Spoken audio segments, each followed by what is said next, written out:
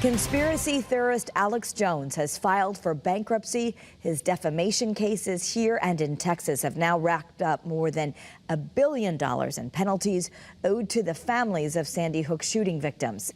Channel 3 Waterbury Bureau Chief Dennis Valera is live at the breaking news desk with more on this unexpected move. Dennis. Definitely, Kara. His bankruptcy filing has essentially put his civil case on hold here in Connecticut. It's created another obstacle preventing the Sandy Hook victims' families in this case from getting a cent from him. The Associated Press reports Jones filed for Chapter 11 bankruptcy protection in a Houston court.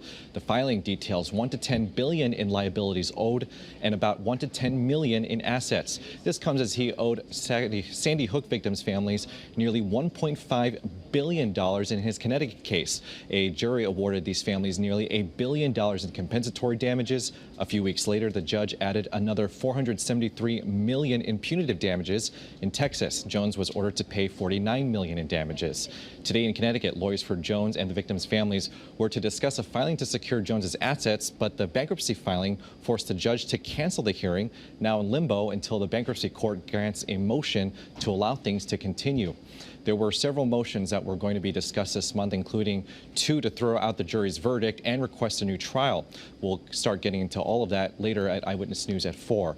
And the rapper Kanye West has been banned from Twitter again after making more anti-Semitic remarks on Jones's radio show last night. At the breaking news desk, Dennis Valera, Channel 3 Eyewitness News.